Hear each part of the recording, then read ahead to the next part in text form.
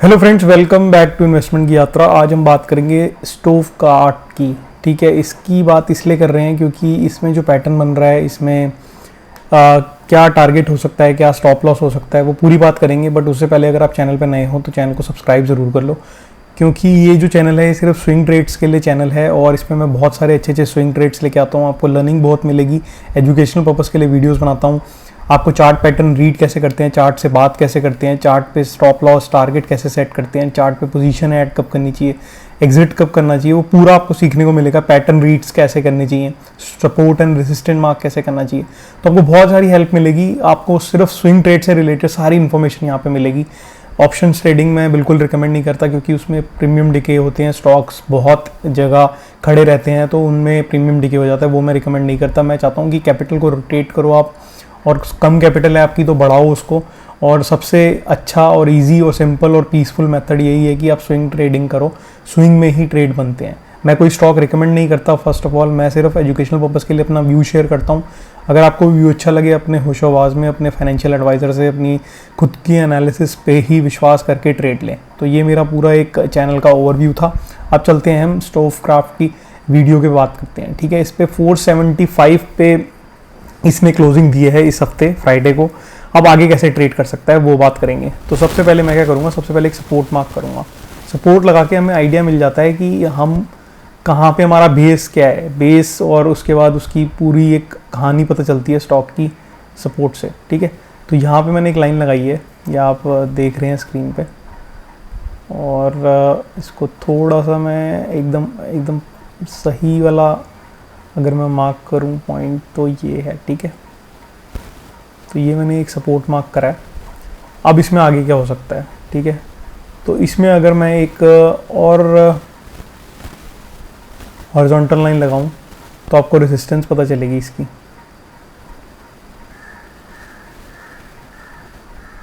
ठीक है, ये, और अगर मैं इसमें एक और ट्रेंड लाइन लगा दूं तो आपको इस चार्ट पे पूरा एक ओवरव्यू मिल जाएगा।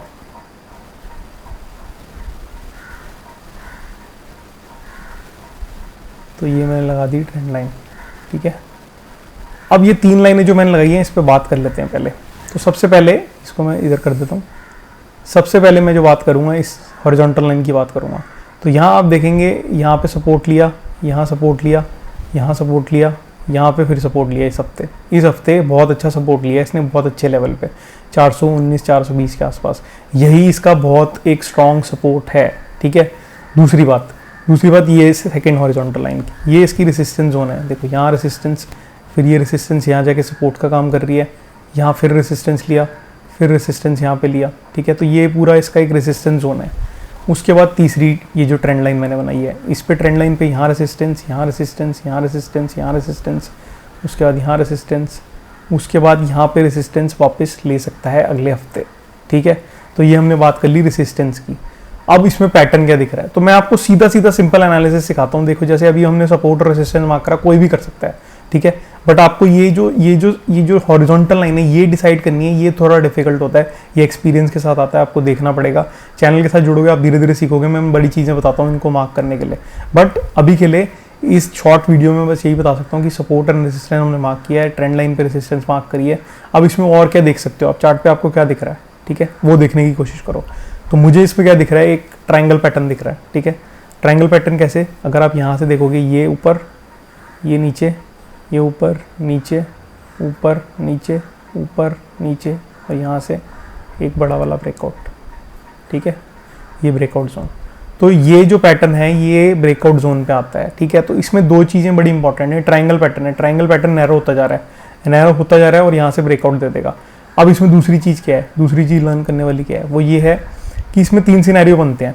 यहाँ तो ये अगले हफ्ते कैंडल यहाँ पे बनाएगा और यहाँ पे विक बना देगा, यहाँ रेसिस्टेंस लेगा, फिर उसके बाद एक और कैंडल बनाएगा, यहाँ पे ऐसे डोजी बना देगा एक, और फिर यहाँ पे एक बड़ी कैंडल बना देगा, ब्रेकआउट दे देगा। ठीक है, ऐसे करके। तो यहाँ तो ये सिनेरियो इसमें आएगा, तो यहाँ से ब्रेकआउट मिलेगा, फिर टारगेट हो जाएगा इसका 630 का। ठीक है, और आपका एसएल जो है वो 420 के नीचे का ही रहेगा, मतलब आप 415 का एसएल लगा सकते हो। ठीक है, 415 का एसएल, तो एसएल आपका 415 का हो गया। 475 पे भी ट्रेड कर रहा है, पहला टारगेट इसका यहाँ कहीं आएगा, वो मार्क करके आपको मैं दे देता हूँ ताकि आपको एक आइडिया लग जाए पहला इसका टारगेट क्या हो सकता है। पहला टारगेट इसका हो सकता है इस लेवल के आसपास, 555 के आसपास, ठीक है। 555 पे भी क्यों बोल रहा हूँ मैं आपको, क्योंकि यहाँ पे सपोर्ट लिया था, उसके बाद यहाँ सपोर्ट लिया, यहाँ सपोर्ट लिया, यहाँ रेसिस्टेंस ली, यहाँ रेसिस्टेंस, यहाँ रेसिस्टेंस। तो ये 555 का इसका हो गया टारगेट 1। टारगेट 2 आपका क्या है, T2 क्या है, 630, ठीक है। SL आपका मैंने बता दिया 615। तो पहला सिनेरियो तो ये है, यहाँ पे ये 3 कैंडल बनेंगी, 3 कैंडल वीकली के चार्ट पे, तो मतलब कि 3 हफ्ते, मतलब कि अभी चल रहा है 17 मार्च, तो आप 21 दिन जोड़ लो यहाँ से, और तो 6 सैटरडे संडे, तो 27 दिन, तो लगभग 14 मार्च के आसपास, ठीक है। 14 मार्च के आसपास, मतलब मिड 15 मार्च तक, ठीक है, 2024।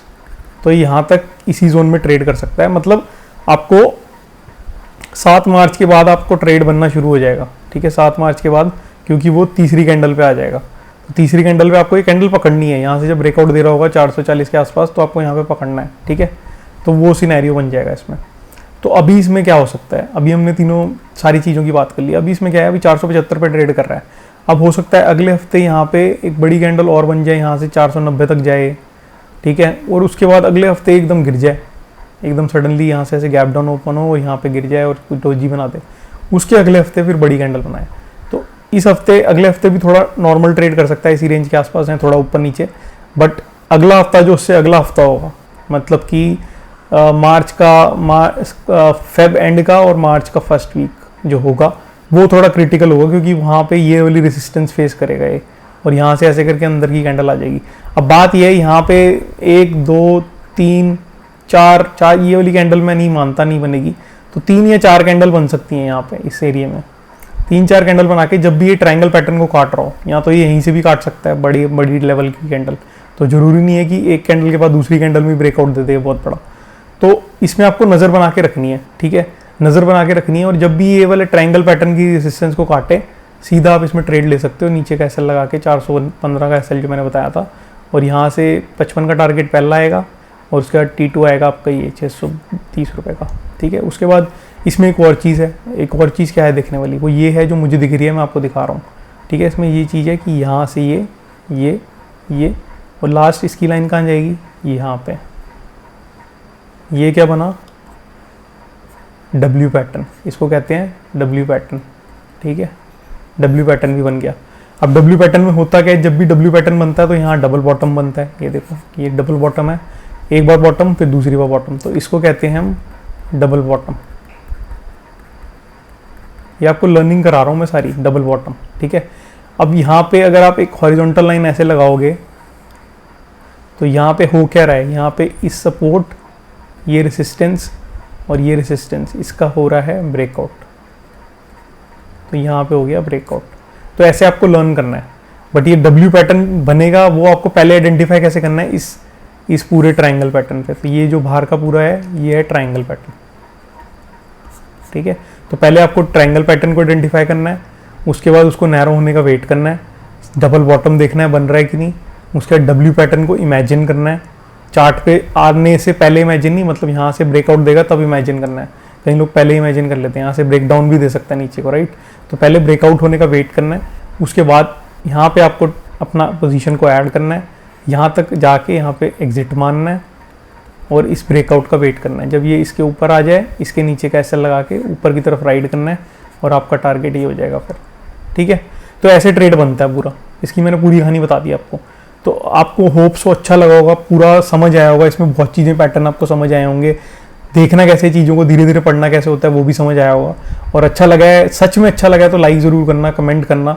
बहुत मेहनत से वीडियो बनती है, आप सबके लिए बनाता हूँ ताकि आप इसको अप्रिशिएट करो, और साथ में लाइक करोगे तो और लोगों तक पहुँचेगी ये वीडियो, ठीक है। अब हम चलते हैं इसके फाइनेंशियल्स पे, वो भी मैं आपको दिखा देता हूँ। ज़रूरी नहीं समझता, बट मैं दिखाता ज़रूर हूँ ताकि आपको एक आइडिया लग जाए। मैंने उसको डिलीट कर दिया, अगर आपको उसका स्क्रीनशॉट लेना होगा तो आप पीछे जाके ले सकते हो। मेरी कोई रिकमेंडेशन नहीं है, अपने फाइनेंशियल एडवाइजर से पूछ के ट्रेड लेना। जो भी हमने बात करी है वो सिर्फ एक एजुकेशनल पर्पस और व्यू के लिए है मेरे, ठीक है। तो यहाँ पे हम आ गए हैं, प्रमोटर देखोगे आप तो उनकी होल्डिंग सेम चल रही है 55% पे, तो कोई चेंज नहीं आया। यहाँ पे देखोगे FIs की होल्डिंग 3% थी, अब उन्होंने बिल्कुल कम कर दिया, तो बाहर हो गए वो, ठीक है। DIs की बात करोगे 6.5% थे, तो ये भी 3%, तो ये भी बाहर हो गए हैं। उसके बाद पब्लिक का 34% थी, अब 6% से बढ़ गई है। तो इन्होंने 3% छोड़ा, इन्होंने 3% छोड़ा, वो सारा 6% पब्लिक ने ले लिया, ठीक है। तो ऐसे होता है, इनकी होल्डिंग में कोई चेंज नहीं है। तो ऐसे कहानी पूरी बनती है, जो भी आप चार्ट पे देख रहे हो। पब्लिक माल उठा रही है, FI DIs छोड़ रहे हैं, ठीक है। तो ये हमने इन्वेस्टर्स की बात कर ली। अब चलते हैं PNL पे। PNL पे देख लेते हैं क्या है। PNL पे देखोगे तो यहाँ पे भी ज़्यादा आपको कुछ देखने को मिलेगा नहीं। यहाँ पे सिर्फ यही है, ऑपरेटिंग प्रॉफिट जो है वो उसका पहले कम हुआ था, अब एक स्टेबल आ गया है। नेट प्रॉफिट जो है उसका वो भी एक कम होता हुआ दिखाई दे रहा है, मतलब डाउन जा रहा है। तभी चार्ट नीचे की तरफ से, मे बी अगले साल इसका प्रॉफिट ऊपर आता हुआ दिखे और उससे पहले चार्ट जाता हुआ दिख जाएगा आपको, क्योंकि चार्ट पहले बताता है, प्रॉफिट तो बाद में डिक्लेयर होंगे, न्यूज़ बाद में आती है, ठीक है। मेरा ये मानना है, बाकी सबका अपना अपना व्यू होता है, तो उसमें मैं कुछ नहीं कह सकता। 1570 करोड़ की कंपनी है, इतनी दिक्कत वाली बात नहीं है, ठीक ठाक है। और बाकी चार्ट पे तो हमें सब कुछ दिख ही रहा है। हमें तो चार्ट पे मोमेंटम पे प्ले करना है, हमें कोई फाइनेंस पे तो प्ले करना नहीं। हम इन्वेस्टर तो है नहीं बहुत बड़े जो लाखों शेयर ले रहे हैं, हम थोड़े बहुत शेयर क्वांटिटी में उठा के मोमेंटम पे ट्रेड करते हैं ताकि कैपिटल ग्रो हो, ठीक है।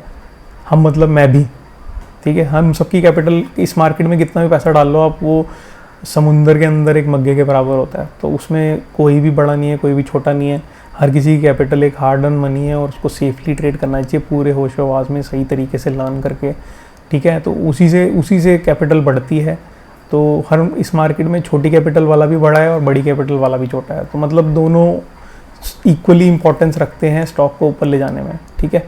बट हाँ, ये है कि जहाँ पे बड़ी पोजीशन आती है तो आपको एक मूव मिलता है, आपको बस उस मूव को फॉलो करना है, आपको आगे नहीं निकलना, नहीं तो दब जाओगे, ठीक है।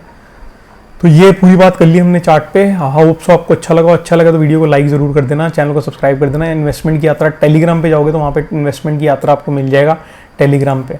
तो वहाँ पे टाइप करोगे आप टेलीग्राम पे, क्या करोगे, इन्वेस्टमेंट की यात्रा, ठीक है। पूरा टाइप करोगे ना, जो चैनल का नाम है वो आ जाएगा वहाँ पे, फॉलो कर लेना वहाँ पे, और साथ में चैनल को सब्सक्राइब कर लो। सब्सक्राइब करोगे तो आपको आगे की सारी वीडियोस मिलती रहेंगी। मैं मिलता हूँ फिर किसी वीडियो में, तब तक के लिए चार्ट को लर्न करो और बेस्ट ऑफ लक,